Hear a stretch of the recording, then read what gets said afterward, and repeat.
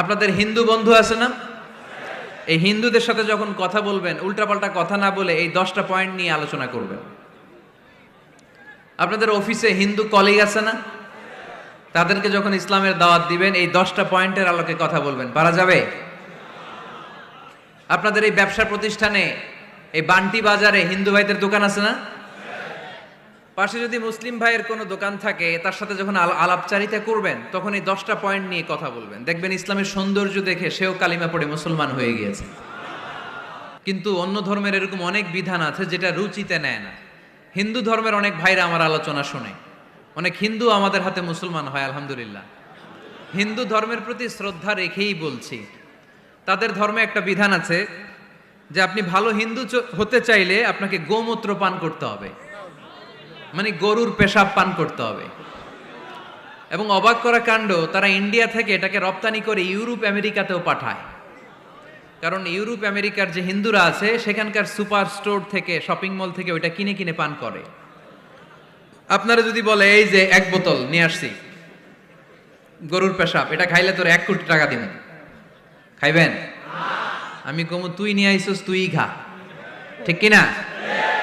কারণ আমাদের রুচিতে এটা ধরে না, ইসলামটা আমাদেরকে শিখায় নাই। তো ইসলামটা হচ্ছে রুচিসম্মত ধর্ম, স্বভাব সুলভ ধর্ম। তারপর হিন্দু ধর্মে ছোট বাচ্চাদেরকে পবিত্র করতে হলে, মেধাবী করতে চাইলে গোবরের স্তূপ করে ওখানে ফেলে দিতে হয়।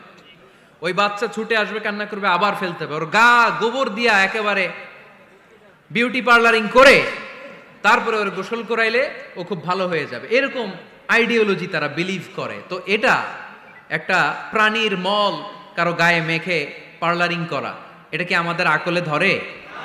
আমাদের ধর্মে এরকম কোনো বিধান আছে? হিন্দু ভাইরা যদি থেকে থাকো, just ponder on the news, এই বিষয়গুলোর উপর একটু থিঙ্ক করো, একটু ভাবো, চিন্তা করে দেখো। ইসলাম হচ্ছে দ্বীনুল ফিতরা, স্বভাব সুলভ ধর্ম। এইখানে মনে মানে না এরকম কোনো বিধান আল্লাহ দেয় না। হিন্দু ধর্মে একটা নিয়ম আছে, শুধু ব্রাহ্মণরাই বেদ, রামায়ণ, মহাভারত এগুলো ধরতে পারবে, নিম্ন বর্ণের হিন্দুরা ধরতে পারবে না। আমাদের ইসলামে এগুলো আছে? কোরআন শুধু আমরাই ধরতে পারবো, আপনারা পারবেন না। অনেকে এরকম বলে যে আলেমরা কোরআন ধরবে, অন্যরা ধরতে পারবে। যে বৈশিষ্ট্যগুলো থাকার কারণে গোটা বিশ্বে মুসলমানেরা নির্যাতিত হওয়ার পরেও ইসলামের জয় জয়কার, সেই 10টা বৈশিষ্ট্যের প্রথম বৈশিষ্ট্যের নাম হচ্ছে আর রাব্বানিয়া। আওয়াজ করে আমার সাথে সাথে বলেন আর রাব্বানিয়া। আবার পড়েন আর রাব্বানিয়া। এর মানে হচ্ছে এই ধর্মটা রবের টেক কেয়ারে চলে, এটা রবের দেয়া ধর্ম, এটা মন মস্তিষ্ক প্রসূত কোনো ধর্ম। পৃথিবীর অনেক ধর্ম আছে মানুষের বানানো, ইচ্ছে মতো ধর্মগ্রন্থের মধ্যে যা মনে চায় লিখে দিছে, এরকম ধর্মগ্রন্থ আছে না নাই? কিন্তু আমাদের কোরআনের যতগুলো আয়াত, যতগুলো সূরা, এর একটা আয়াতে কেউ কোনো চেঞ্জ করতে পারছে? আমি আরবি বুঝি না, আমি বঙ্গানুবাদ করে কোরআন বুঝবো, কোরআনের দাওয়াত করবো, চিল্লা এখন ঠিক কিনা? বাল্লিগু আন্নি ওয়ালাউ আয়া। প্রত্যেকেই প্রেরণার বাণীবাহকের কাজ করতে হবে, যতটুকু জানি পৌঁছে দিব। আমি বেশি জানি তো আমি বেশি বেশি ছড়াবো। আপনি জানেন শুধু লা ইলাহা ইল্লাল্লাহ, এইটাই আপনি ছড়ায় দিবেন, ঠিক কিনা? কেউ যদি বলে কোরআন পড়া যাবে না, ধরা যাবে না, এটা বুঝা পড়া আলেমদের কাজ, শুনবেন না। ক্ল্যারিটি, গোজামিল নাই, কোনো গোজামিল নাই। আমি যদি কোরআনের আয়াত ভুল করি, আমরা ধরতে পারবেন না। আপনি কোরআনের আয়াত ভুল পড়ছেন, হুজুর ঠিক করে নেন, আমি ঠিক করে নেব, ঠিক কিনা? কোনো গোজামিল নাই। আল বুদুহ, জল জলে সূর্যের মতো আল্লাহ ইসলামকে রেখে দিয়েছে, আলহামদুলিল্লাহ পড়েন।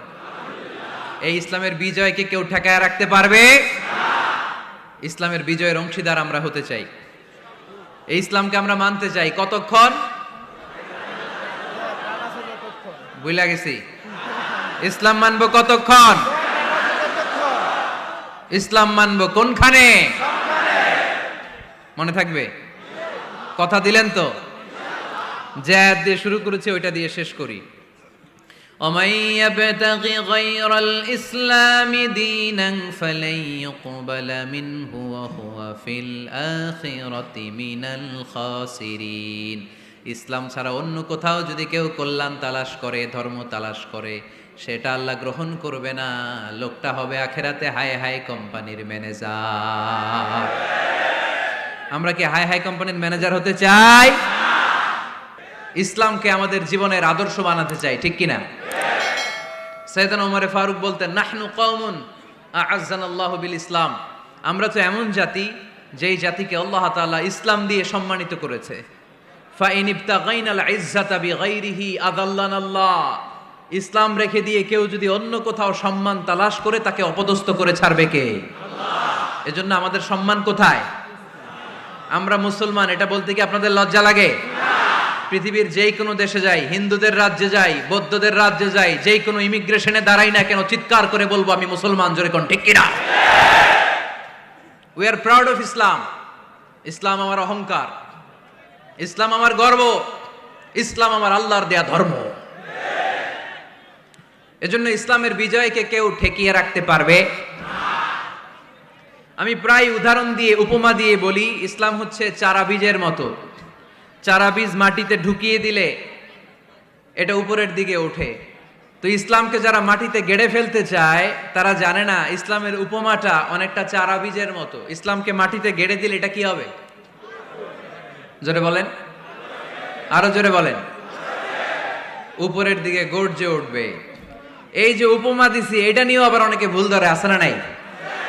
আল্লাহ নিজেই কোরআনে উপমা দিয়েছেন, মাসালুল লাযীনা ইউনফিকুনা আমওয়ালাহুম ফি সাবিলিল্লাহি কামাসালি হাব্বা, যারা আল্লাহর রাস্তায় দান করে এই দানের উপমা হচ্ছে একটা চারা বীজের মতো। সুবহানাল্লাহ পড়েন। এই চারা বীজ থেকে 7টা শীষ বের হয়, প্রতিটা শীষে জন্ম নেয় শত শস্য দানা। আল্লাহ যারে চায় ইচ্ছা মতো রিজিক দিয়ে তার জীবনকে পূর্ণাঙ্গ করে দেয়। সুবহানাল্লাহ পড়েন। এজন্য আল্লাহ বললেন, ইসলাম হলো আমার একমাত্র মনোনীত ধর্ম।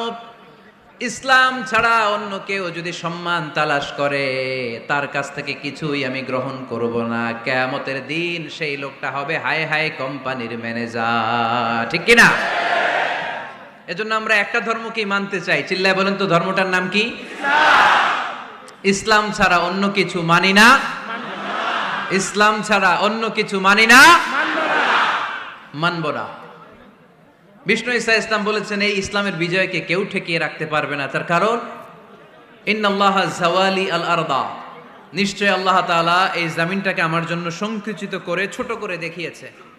ফারাআইতু মাশারিকাহা ওয়া মাগারিবাহা, আমি এই পৃথিবীর ডানে বায়ে সামনে পেছনে সবটা দেখেছি। আর আমার চোখ যতদূর পৃথিবী দেখেছে ততদূর জায়গায় আল্লাহ আল্লাহু আকবারের ধ্বনিকে পৌঁছে দিবে। তাই এই ইসলামের বিজয়কে কেউ থামাতে পারবে না। গোটা বিশ্বব্যাপী আজ ইসলামের জয় জয়কার। কালিমা পড়ে অন্যান্য ধর্মের লোকেরা আজ মুসলমান হয়ে যাচ্ছে, ঠিক কিনা? আমাদের তাফসির মাহফিলগুলোতেও অনেক হিন্দু ভাইরা কালিমা পড়ে মুসলমান হয়, আপনারা শুনছেন? আলহামদুলিল্লাহ কইবেন না? গোটা বিশ্বের সবচেয়ে নির্যাতিত ধর্মের নাম হচ্ছে ইসলাম। সবচেয়ে নিষ্পেষিত, খালি মাইর খায়। ফিলিস্তিনে মাইর খায় কারা? মুসলমান। কাশ্মীরে মার খায় কারা?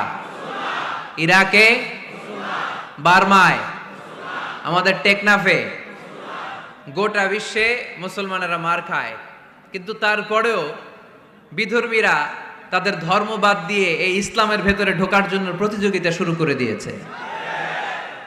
ইউরোপ আমেরিকাতে মসজিদের সংখ্যা বেড়ে যাচ্ছে। তাদের যে খ্রিস্টানদের গির্জা, এগুলো তারা বিক্রি করে দিচ্ছে। মুসলিম কমিউনিটি ওই গির্জারে মসজিদ বানায় ফেলতেছে। এই ইসলামের বিজয়কে কেউ ঠেকায় রাখতে পারবে না। যেহেতু ইসলামের বিজয় অবশ্যম্ভাবী, আমরা ইসলামের সাথে মিলে থাকতে চাই, মিশে থাকতে চাই, আমরা বিজয়ের অংশীদার হতে চাই।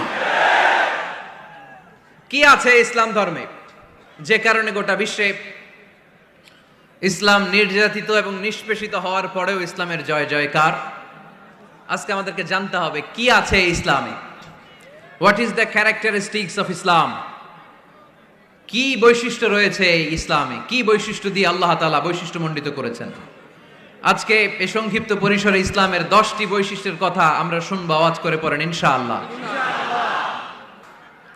কোরআনের একটা শব্দে কেউ কোনো পরিবর্তন ঘটাতে পেরেছে? একটা নুকতার মধ্যে চেঞ্জ করতে পারছে? এক আয়াতে আল্লাহ কোরআনে বলেছেন, ফা আবাউ আইয়ুদাইফুহুমা, মানে দুইজন নবী এসেছিল ইহুদিদের কাছে, ইহুদিরা তাদেরকে মেহমানদারি করায় নাই। এটা একটা বদনাম না? ওমরে ফারুক যখন রাদিয়াল্লাহু তাআলা আনহু মদিনার খলিফা, ইহুদিদের একটা দল ওমরে ফারুকের সাথে সাক্ষাৎ করে এসে বলে, ওমরে ফারুক, তোমাদের কোরআনে আমাদের ইহুদিদের ব্যাপারে একটা বদনাম আছে। কি বদনাম? এই আয়াতে তোমাদের আল্লাহ বলেছে ফাআবাউ আইয়ুদাইফুহুমা, মানে দুইজন পয়গম্বর এসেছিল আমাদের কাছে, কিন্তু আমরা এগরে খাওয়াই নাই, এরা ক্ষুধার্ত ছিল। কিয়ামত পর্যন্ত তোমরা এই আয়াত তেলাওয়াত করবার, মানুষ আমাদেরকে গালি দিবে।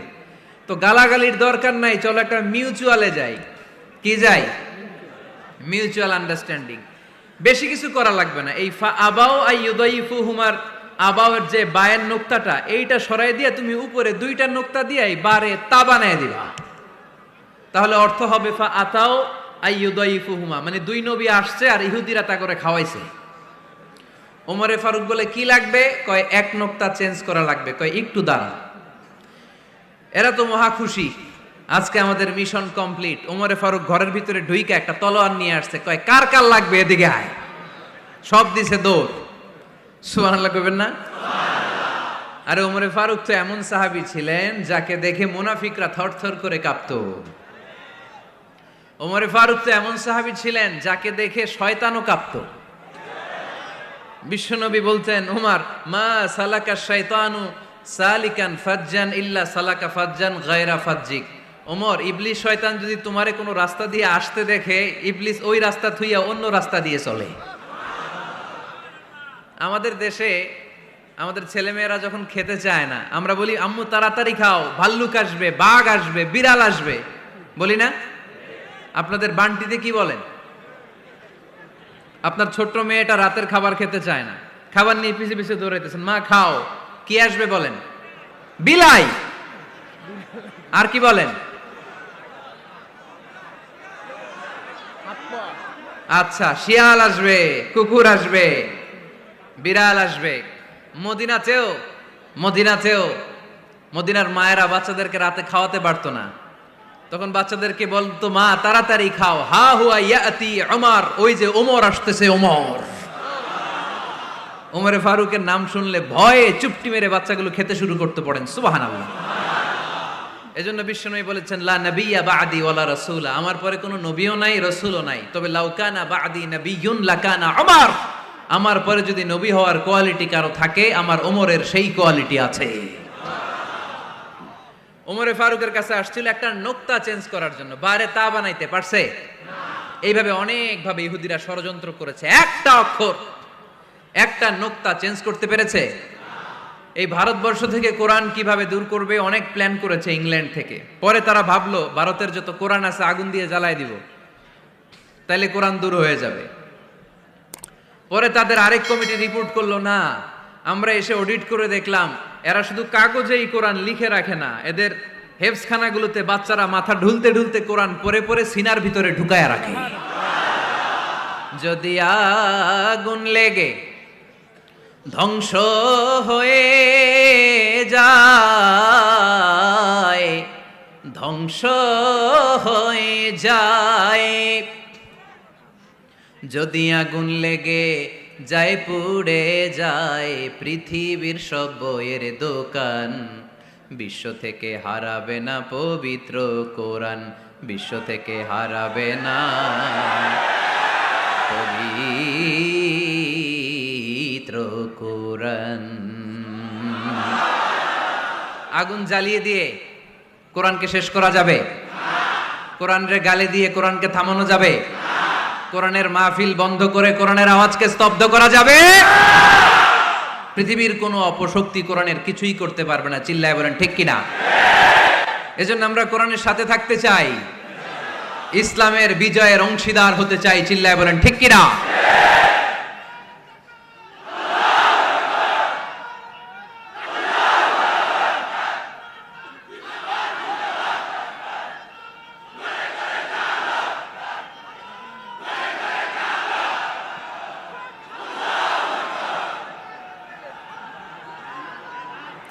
ইসলাম ধর্মের প্রথম বৈশিষ্ট্যের নাম হচ্ছে আর রাব্বানিয়া, মানে হচ্ছে এটা রবের দেয়া ধর্ম। ইসলামটা দিয়েছে কে? এটা কি সত্য ধর্ম না মিথ্যা ধর্ম? কার দেয়া ধর্ম? হুয়াল্লাযী আরসালা রাসূলাহু বিল হুদা ওয়া দীনিল হক লিইয়ুযহিরাহু আলাদ-দীনি কুল্লিহি ওয়ালাউ কারিহাল মুশরিকুন। তিনি তো এমন সত্তা যিনি তার নবীকে সত্য ধর্ম দিয়ে পাঠিয়েছেন, হেদায়েত দিয়ে পাঠিয়েছেন। মুশরিকরা কোরআনকে, ইসলামকে যতই না অপছন্দ করে, ইসলামের আওয়াজকে কেউ থামাতে পারবে না। এজন্য ইসলামের প্রথম বৈশিষ্ট্যের নাম আর রব্বানিয়া। এটা রবের দেয়া ধর্ম, এটা মন মস্তিষ্ক প্রসূত কোনো ধর্ম নয়। এ ধর্মের সবকিছু রব কেন্দ্রিক, রব সেন্টার্ড, রবের টেক কেয়ারে চলে। সব জায়গায় রবের নাম আছে না নাই? আমরা যখন বলি আল্লাহ দুনিয়ার কল্যাণ চাই, আখিরাতের কল্যাণ চাই, আগুনের শাস্তি থেকে তোমার কাছে পানা চাই, তখন আমরা রবের নাম নেই। আমরা পড়ি রব্বানা আতিনা ফিদ দুনিয়া হাসানাতাও ওয়া ফিল আখিরাতি হাসানাতাও ওয়া কিনা আযাবান নার। সুবহানাল্লাহ পড়েন। এই দোয়াটা যে করি, কোন শব্দ দিয়ে করি? রব্বানা। কি বলি? মানে আমাদের রব। সব জায়গায় রবের নাম আছে না নাই? আবার যখন ভুল হয়ে যায়, অন্যায় হয়ে যায়, পাপ হয়ে যায়, তখন যেই দোয়াটা করি, ওই দোয়ার শুরুতেও রবের নাম আছে না নাই? তখন আমরা পড়েন রব্বানা যালামনা আনফুসানা ওয়া ইল্লাম তাগফির লানা ওয়া তারহামনা লানাকুনান্না মিনাল খাসিরিন। ও আমাদের রব, জুলুম করেছি, অন্যায় করেছি, পাপ করেছি, তুমি যদি মাফ না করো আমরা তো ক্ষতিগ্রস্তদের মধ্যে শামিল হয়ে যাব। ঠিক কি না? তার মানে দোয়ার আগে কার নাম? বলেন রবের নাম। কার নাম? আবার কবরের প্রথম প্রশ্নেও রবের নাম আছে না নাই? জিজ্ঞেস করা হবে মার রব্বুক, তোর রবের নাম কি? আমরা উত্তরে কি বলবো? আল্লাহ আমারে রব, এই রবই আমার সব, দমে দমে তনু মনে তারি অনুভব। আল্লাহ আমারে রব। তার মানে সব জায়গায় রবের নাম আছে না নাই? যখন রুকু দেই, রুকু ওইখানে কি পড়ি? সুবহানা রব্বিয়াল আযীম। যখন সিজদায় যাই তখন কি পড়ি? সুবহানা রব্বিয়াল আ'লা। তার মানে এই ধর্মের কেন্দ্র হচ্ছে রবকে কেন্দ্র করে এই ধর্ম প্রতিষ্ঠিত, রবের দেয়া ধর্ম, রবের টেক কেয়ারে চলে। এই জন্য এই ধর্মের বৈশিষ্ট্যের নাম হচ্ছে রব্বানিয়া। আওয়াজ করে বলো মুসলমান, এই ধর্মের বৈশিষ্ট্যের নাম কি? এই তো মুখস্থ হয়ে গেছে। ক্লাসের মতো হয়েছে না এটা? প্রাইমারি ক্লাসে পড়ায় না ক খ গ, সবাই বলে ক খ গ। তো এরকম আওয়াজ করে বললে মুখস্থ করাই দিবে কে? তাহলে হিন্দু ভাইদেরকে যখন দাওয়াত দিব, বলবো ভাই আমরা এত কিছুর পূজা করি না, আমরা হিন্দু ধর্মের প্রতিও শ্রদ্ধাশীল, কোন ধর্মকে নিয়ে আমরা কোনো কটূক্তি কখনো করি না। তবে চিন্তার জন্য মাঝে মাঝে কিছু যৌক্তিক কথা আমরা ছুড়ে দেই। ঠিক কিনা? আমরা তাদেরকে বলি যে আমরা এতগুলো খোদার ইবাদত করতে পারবো না, একজনের ইবাদত করে কুলবাই না। ঠিক কিনা? এইভাবে যুক্তির আলোকে আমরা বুঝাবো আমাদের ধর্মটা একজন রবকে কেন্দ্র করে। এজন্য ইসলাম ধর্মের প্রথম বৈশিষ্ট্যের নাম আর রব্বানিয়া। কি নাম? মাশাআল্লাহ। 2 নাম্বার বৈশিষ্ট্যের নাম হচ্ছে আল ইনসানিয়া। সবাই বলেন 2 নাম্বার বৈশিষ্ট্যের নাম। আবার বলেন, সবাই জোরে বলেন। এর মানে হচ্ছে মানবতার ধর্ম। এটা ইসলাম কিসের ধর্ম? হিউম্যানিটেরিয়ান রিলিজিয়ন, মানবতার ধর্ম। মানুষকে ইসলাম সবচেয়ে গুরুত্ব দেয়। মানুষকে ইসলামে বলা হয় আশরাফুল মাখলুকাত, সব মাখলুকাতের মধ্যে মানুষ সেরা। ঠিক কিনা? এমনকি আল্লাহ আমাদেরকে এত মর্যাদা দিয়েছে, ইসলাম ধর্ম গ্রহণ করার ক্ষেত্রে আল্লাহ কোনো জোর জবরদস্তি করে নাই। লা ইকরাহা ফিদ্দিন, দিনের ভেতরে জোর জবরদস্তি আছে? আপনি চাইলে হিন্দুদের মন্দির ভাঙতে পারবেন? তাদেরকে জোর করে ধর্মান্তরিত করতে পারবেন না, কারণ সে তো মানুষ। সবার উপরে মানুষ সত্য, তাহার উপরে নাই। সব মাখলুকাতের মধ্য থেকে মানুষের মর্যাদা সবচাইতে বেশি। আল্লাহ আমাদেরকে ফ্রি উইল দিয়েছেন, স্বেচ্ছায় স্বাধীনভাবে আমরা সব করতে পারি। ফামান শাআ ফালইউমিন ওয়া মান শাআ ফালইয়াকফুর। চাইলে মুসলমান হইতে পারো, আবার কাফির হইতে পারো। The decision is years. সিদ্ধান্ত তোমার। তবে মুসলিম হলে জান্নাতে থাকবা, আর কাফির হলে জাহান্নামে পূর্বা। জোরে কোন ঠিক কিনা? কিন্তু জোর করে ঢুকাইছে আপনার ইসলামে, কারণ এটা মানবতার ধর্ম, এটা মানবতার কথা বলে। ইসলাম সবাইকে মানুষ হিসেবে কনসিডার করে। বিষ্ণু ঈসা ইসলাম একবার একটা লাশ দেখে সাহাবীদের সাথে বসা, বিশ্বনবী হুট করে দাঁড়িয়ে গেলেন। কি করলেন? সাহাবারা বললেন, ইয়া রাসূলুল্লাহ ইন্নাহু ইয়াহুদি, এটা তো ইহুদির লাশ। আপনি দাঁড়ালেন যে, এটা কার লাশ? আপনি দাঁড়ালেন কেন? বিশ্বনবী বললেন, আওয়ালাইসাত নাফসান, এটা কি মানুষ না? ইহুদি কি মানুষ না?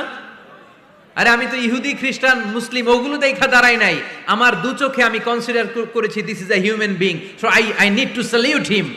এটা মানুষ, এটা মানব, আমি মানব জাতিকে দাঁড়িয়ে স্যালিউট করেছি। চিল্লায় বলো ঠিক কিনা? বিশ্বনবী দু চোখ দিয়ে মানুষ দেখতেন, আস্তিক নাস্তিক দেখতেন না, কাফির মুশরিক দেখতেন না। বিশ্বনবী কনসিডার করতেন this is a human being, এটা একটা মানুষ। আমরা এখন কাউকে মানুষ হিসেবে কনসিডার করার আগে এরা কয়েক ভাগ করে ফেলি।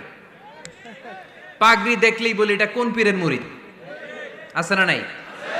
একই জামাত ইসলাম করে, নাকি চরমনাই করে, নাকি খেলাফত করে, না মজলিস করে, না আওয়ামী লীগ করে, না বিএনপি করে? এই যে আমরা ভাগাভাগি করি, প্রথমে তো কনসিডার করবেন he is a human being, সে হচ্ছে পৃথিবীর শ্রেষ্ঠতম মানুষ, আশরাফুল মাখলুকাত।